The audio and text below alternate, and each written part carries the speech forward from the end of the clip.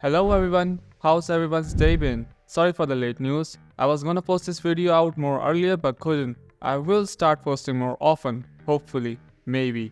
But okay, anyways, the new Void Hunter is out, and the thing I was so scared about came true. It's just adding that Miyabi just fell down to tier 0.5 from tier 0 and is replaced by the new Void Hunter Ye Wang, aka Sha Wang, which is honestly crazy. And I thought that the day would never come when Miyabi will be dethroned of the tier 0 status. Honestly crazy stuff. But you know what's crazier? Combining both the phases that were normally divided into two phases for the span of over a month. You can pull both the Void Hunter and Zhao, our cutesy Labubu, which you can claim for free. You can pull both at the same time and throughout the whole month, which is awesome and gives a lot of time to scrounge some more polychrome, unlike someone who lost their Void Hunter to a damn tech-loving maniac that is want to, unalive. She screwed me over big time and I lost all my pull and I still haven't gotten her. Aside from my ramblings about my pull history, let's move on to things you can expect in the update. Like a completely new co-op mode for you and your friends to play. That's right, multiplayer is being added as a new mode. Though it's temporary, they said that they are gonna release the multiplayer mode as a permanent content in future updates. This is to check and verify that this mode works and doesn't mess the whole game up completely, which is honestly a smart move by the devs to ensure the game remains in a good state. Now there's a main story mode for you to complete and there are new multiple events that are coming like the Sword Seeker Chronicles,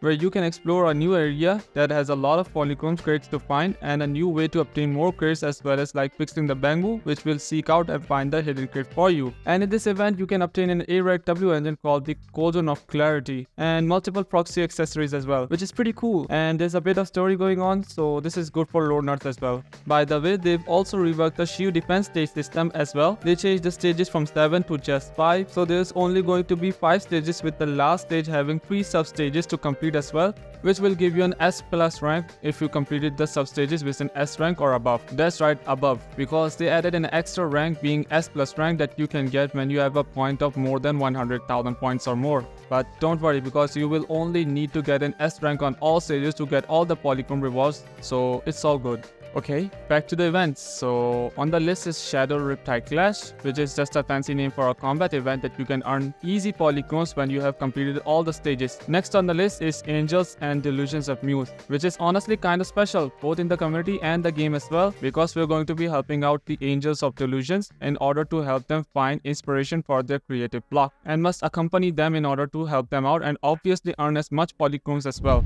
Fun fact, these agents are the residents of the 404 Error House, which resides around the Galaxy Store, and multiple agents have talked about it in their trust events. The devs were teasing for these agents for a very long time, which is honestly really cool. Another event is called the Wish Filing Station, which is just a check-in and login event where you will get multiple rewards after logging in each day. So that's nice, I guess. Next is Advanced Bounty Area Patrol, which is again a fancy word for double drops on your disc, and Data Bounties Complete Simulation, which is double drops for all of your basic materials as well. And the most exciting thing for me is the agent enhancement system they are going to be adding, which enhances Bernice, Soldier 11, Grace, Soldier 0 MB, and Ellen. These are going to receive the potential vision system, which is in turn going to upgrade their combat. In the first upgrade is going to be changing their combat kits, but after the first upgrade and on to the second all the way to the 5th upgrade is going to be upgraded in the form of multiplier upgrades, so keep that in mind as well. By the way, there are going to be brand new skins for Ye Wang and Jane Doe. While the first one is a paid skin, the second one is actually free, which you can claim it for a limited time only, so make sure to get her skin. And yeah, you can get her skin even when you don't have Jane Doe in your account.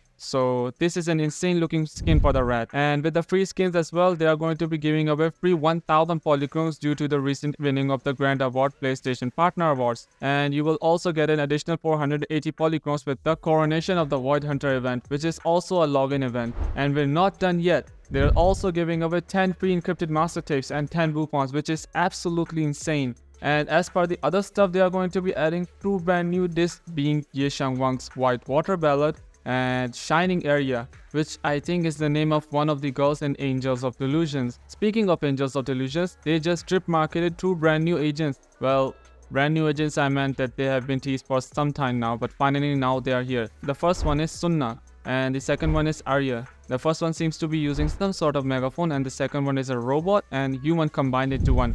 I have some knowledge as to how this is possible, but I won't reveal any spoilers. They are both singers, so looks like there's going to be competition with Astoria, who's also a singer. Moving on, they also have done some optimization and added other incredibly helpful things like substat selector that you can get via consuming premium resources like the tuning calibrator and the hi-fi gold disc to craft the substat selector. And to craft these things, you'll need 2 of the calibrator and some gold discs to craft them. And you can use up to a total of 2 substats per disc, which means there is still room for your rolls to go into the wrong stat, which is super frustrating. Other thing is that they have optimized the screening feature. Now, if you're a newcomer or you haven't finished the whole story, you can still play the newest chapter of 2.5, which is really nice. They have added a new channel named exclusive screening, which will start on the second half of the version 2.5, in which you can guaranteely obtain 1 agent and 1 W engine of your choosing, and the first 10 posts have 20% off. The 3 agents that you can choose from is Alice, Soldier Zero NB, and Astroyao. Personally, I would be pulling for Astroyao, but do let me know who you'll be choosing down in the comments. Okay, they also added a new top-up reward system. If you buy more from the shop, you can earn more rewards and an agent and a W engine of your choosing as a bonus. They also added a menu for all the main stuff you'll be interacting in the game, which is super useful and makes it incredibly convenient and efficient. So no more running to the bardic needle store anymore. You can just instantly access it,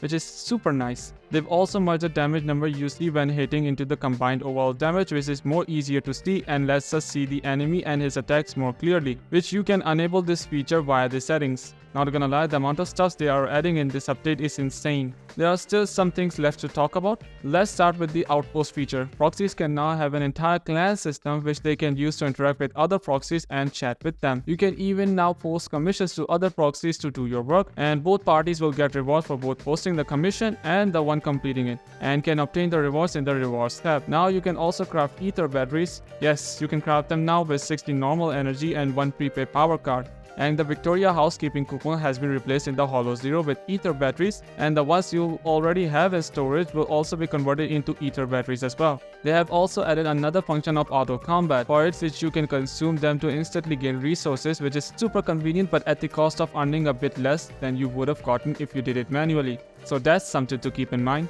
And one great optimization that DAS had done is that you aren't restricted anymore by the levels you have in the game, and you can access a lot of features at once which you previously couldn't. They've also enhanced the camera function a lot more now, so you can take pictures of your agents, which is really cool and stylish and makes for some really great shots being taken. And I think that's it. That's all the new stuff that are going to be added and will be beneficial for you, which is super nice by the devs. I really appreciate the devs listening to our feedback, and honestly really felt like these surveys I've submitted are actually being taken into consideration. So thumbs up for the devs. They really put a ton of effort into it. And this is where we part ways for now. Keep playing easily, and I'll see you later. Bye bye.